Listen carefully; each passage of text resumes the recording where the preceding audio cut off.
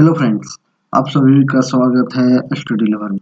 तो चलिए आज हम लोग डिस्कस करते हैं AMRS का पीजीटी का सिलेबस।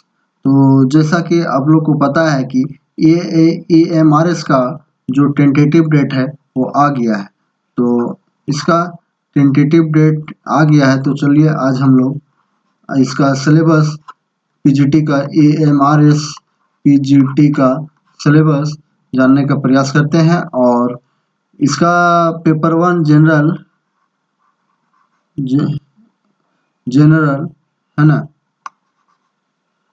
इसका जनरल जानने का प्रयास करते हैं, और जो कि जनरल पेपर में है। और इसका पीजीटी इंग्लिश का हम लोग आज सिलेबस डिस्कस कर रहे हैं, है ना। तो जैसा कि हम लोग झारखंड पीजीटी का सिलेबस देखे थे, उसी के अनुसार अगर देखा जाए तो कुछ इसे मिलता जुलता जरूर मिलेगा, जैसे कि विक्टोरियन और रोमांटिक और शेक्सपियर का जो कुछ पढ़ना था वो कुछ मिलेगा, लेकिन यहाँ पे शेक्सपियर का पूरा पढ़ना है। और तो चलिए आज हम लोग इसको डिस्कस करते हैं। AMRS और पेपर 1 का पहले डिस्कस करते हैं, उसके बाद पेपर 2 में हम लोग जाएंगे, जो कि आपका इंग्लिश पीजीटी का ये सिलेबस को हम लोग आज डिस्कस करने का प्रयास करते हैं, है ना। तो इसी कड़ी में चलिए आज हम लोग जानने का प्रयास करते हैं इसका सिलेबस को, कि क्या है इसका सिलेबस और हमें किस प्रकार की तैयारी करनी चाहिए। तो चलिए, अगर पेपर 1 में अगर इसका फर्स्ट देखा जाए तो टोटल जो प्रश्न होगा आपका दोस्त, वो बता दें आपको कि 150 नंबर का होगा। ठीक है, कितना होगा टोटल? 150 क्वेश्चन। ये क्या है? क्वेश्चन है ना, आपका 150 क्वेश्चन पूछा जाएगा। और उसमें क्या है कि आपका 130 जो प्रश्न होगा, 130 प्रश्न आपका मेरिट बनेगा, है ना। मेरिट इसे 130 प्रश्न से बनाएगा, और 20 जो प्रश्न रहेगा वो आपको इसमें सिर्फ क्वालिफाई करना है, आपको इसमें पास करना है। इसमें क्या है कि हिंदी और इंग्लिश से आपको क्या रहेगा, हिंदी रहेगा और इंग्लिश रहेगा, है ना। इंग्लिश और हिंदी हिंदी दोनों में आपको क्या रहेगा कि 10 प्रश्न पूछा जाएगा। और इसमें क्या है कि 4 नंबर 10 में आपको लाना कंपलसरी है, इसमें पास होना कंपलसरी है। तो चलिए आज हम लोग डिस्कस करते हैं इस पेपर का सिलेबस को जानने का प्रयास करते हैं कि हम जनरल में क्या है नहीं है। पेपर 1 को आज पहले हम लोग डिस्कस करते हैं, उसके बाद पेपर 2 को देखेंगे। तो चलिए, पीजीटी AMRS का जनरल जो सिलेबस है जो है उसको आज पहले डिस्कस करते हैं, है ना। तो जनरल अवेयरनेस में आपको जीके में जो है क्या करना, जनरल नॉलेज आपको पढ़ना है ना। General knowledge, current affair, special और फील्ड ऑफ एजुकेशन, है ना, ये सब आपको पढ़ना है। रीजनिंग एबिलिटी आपको पढ़ना पड़ेगा, reasoning ability, knowledge of ICT, computer के बारे में आप लोग को पढ़ना पड़ेगा, है ना। तो आपका जो कंप्यूटर का जो मार्क्स होगा, फंडामेंटल ऑफ कंप्यूटर पढ़ना है आपको, बेसिक ऑपरेटिंग सिस्टम पढ़ना है, MS वर्ड पढ़ना है, कीबोर्ड पढ़ना है, शॉर्टकट की पढ़ना है कंप्यूटर का, है ना। इम्पोर्टेंट कंप्यूटर टर्म पढ़ना है, कंप्यूटर नेटवर्क पढ़ना है, और साइबर सिक्योरिटी पढ़ना है ना, साइबर सिक्योरिटी एंड इंटरनेट। तो ये सब चीज़ पढ़ना है। आपका जो कंप्यूटर का जो आपका प्रश्न होगा वो कितना रहेगा, 10 रहेगा आपका, ये भी 10 रहेगा। रीजनिंग आपका 20 रहेगा, और जनरल अवेयरनेस आपका 10 रहेगा।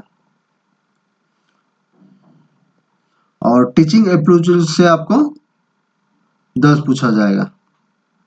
और आपका जो है फोर्थ वाला क्या है, टीचिंग एप्टीट्यूड, है ना। आपको टीचिंग एप्टीट्यूड पढ़ना है, teaching nature, character, object and basic requirement, leader characteristics, factor,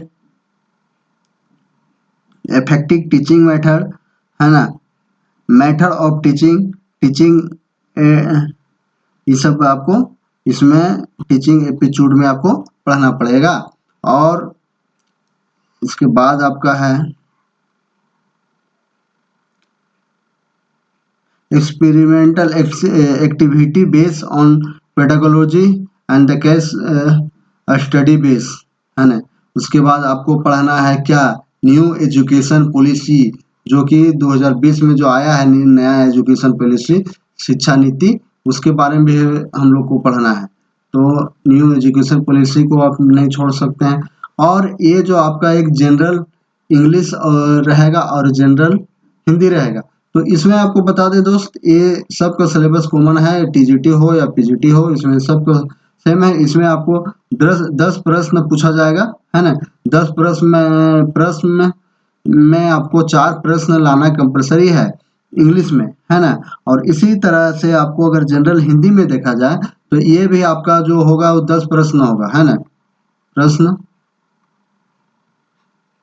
प्रश्न 10 होगा, लेकिन आपको 4 प्रश्न 4 नंबर लाना आपको 10 में कंपलसरी है, 4 प्रश्न लाना अनिवार्य है। तो आपको 4 नंबर लाइएगा तभी आप ये पेपर में क्वालिफाई है, इसमें करना जरूरी है। तो आप लोग ध्यान दीजिएगा कि सबसे पहले आप लोग को ध्यान देना है हिंदी और इंग्लिश दोनों ये पेपर जो है क्वालिफाइंग है, लेकिन इसमें पास करना जरूरी है। और इसमें आप नहीं पास करते हैं तो आपका अगला पेपर वो कोई काम का नहीं है, क्या कि ये जो है कंपलसरी इसमें पास करना है। नोटिफिकेशन में साफ लिख दिया गया है कि आपको हिंदी और इंग्लिश में 10 में आपको 4 नंबर लाना कंपलसरी है। तो चलिए आज हम लोग अब अगला जो सिलेबस है हम लोग का पीजीटी वाला, है ना, पीजीटी इंग्लिश का सिलेबस हम लोग आज जो है उसको देखने का प्रयास करते हैं। वो तो पेपर 1 हो गया, जनरल था, है ना। जनरल में आपको यही पढ़ना था। तो अब इंग्लिश का इसका सिलेबस देखते हैं। इसका इंग्लिश पीजीटी का है ना। पीजीटी इंग्लिश का सिलेबस अब हम लोग डिस्कस करते हैं। तो इसमें जो है पीजीटी इंग्लिश में अगर देखा जाए तो क्या है, रीडिंग, है ना। आप में इसमें क्या रहेगा, पैसेज रहेगा, पैसेज को पढ़ के ये सब और वोकैब बेस रहेगा, पैसेज रहेगा, विजुअल रहेगा, इनपुट लाइक। तो इसमें आपको पैसेज रहेगा तो उसको नोट मेकिंग रहेगा, मतलब है कि इसमें आपको दिया रहेगा वहां से पढ़ के आपको जवाब देना है। तो ये हो गया आपका रीडिंग प्रिपरेशन। अब क्रिएटिव राइटिंग में जो है आपको पढ़ना है ना, क्या है, क्रिएटिव राइटिंग भी पढ़ना है। Reading formula, information, reply, letter base, ये सब आर्टिकल, है ना। रिपोर्ट राइटिंग,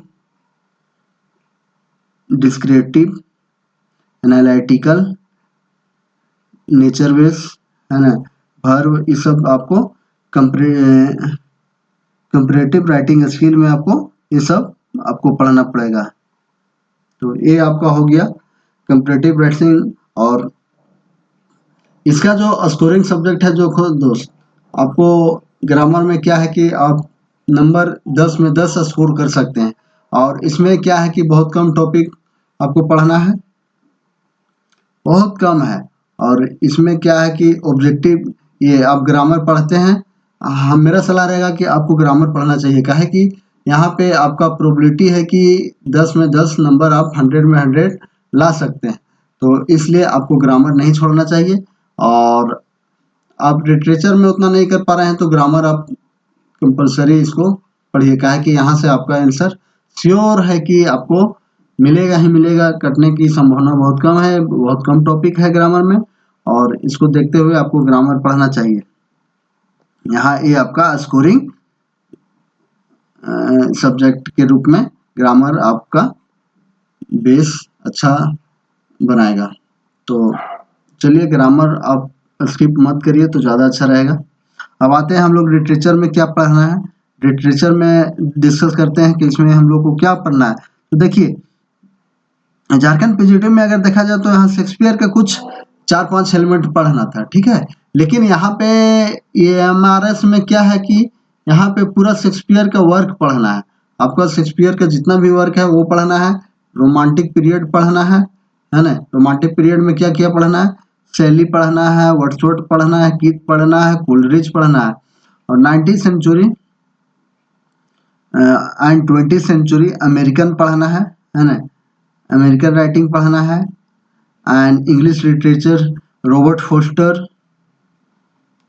हेमिंगवे, वाइटमैन है ना, एमिली डिकिन और ये G.B. शॉ। तो ये सब आपका अमेरिकन राइटिंग का है, लेकिन बहुत ही इम्पोर्टेंट है। अब मॉडर्न इंडिया में देखा जाए तो इंडियन राइटिंग इन इंग्लिश में अगर देखा जाए तो इंडियन राइटिंग इन इंग्लिश में जो है बहुत इम्पोर्टेंट टॉपिक है, और ये आपका स्कोरिंग सब्जेक्ट यहाँ से भी होगा। इंडियन राइटिंग इन स्किल में अगर देखा जाए तो अनीता देसाई हो गया, विक्रम सेठ हो गया, निशी इकिल हो गया है ना, KN दारूवाला हो गया। KN दारूवाला को बता दें कि ये एक पुलिस ऑफिसर था, इंडियन पुलिस सर्विस, IPS था, है ना। तो KN दारूवाला IPS था। तो IPS रहते हुए ये बहुत वर्क लिखा है। और रस्किन बॉन्ड भी पढ़ना है इंडियन राइटिंग इन इंग्लिश में। RK नारायण पढ़ना है। मुल्क राज आनंद पढ़ना है। इसका मुल्क राज आनंद का अगर देखा जाए तो इम्पोर्टेंट टॉपिक के रूप में अनटचेबल जो है बहुत इम्पोर्टेंट टॉपिक है। और अनटचेबल 1935 में आया था, है ना। 1935 का इसका पहला नोवेल है जो अनटचेबल आया था, और बहुत ही इम्पोर्टेंट नोवेल है। क्या है कि इस नोवेल से ही ये इसका मुल्क राज आनंद को एक अलग पहचान मिला इंडियन राइटिंग इंग्लिश में। तो ये नोवेल को आप स्किप नहीं कर सकते हैं। खुशवंत सिंह का आपको पढ़ना है। ट्रेन टू पाकिस्तान जो है बहुत ही इम्पोर्टेंट इसका है। मॉडर्न राइटिंग इन इंग्लिश को आपको कुछ पढ़ना है ना। लैटिन अमेरिका भी पढ़ना है, अफ्रीका, ऑस्ट्रेलिया, साउथ एशिया। तो ये आपका कुल मिला के देखा जाए तो आपका PGT इंग्लिश का सिलेबस है। तो आपको इस विशेष पर इन विषयों पर विशेष फोकस देना चाहिए, है ना। और आपको बता दें कि हम लोग का जो सिलेबस का प्रारूप जो तैयार हुआ है, आइए आज हम लोग उसको भी जान लेते हैं। और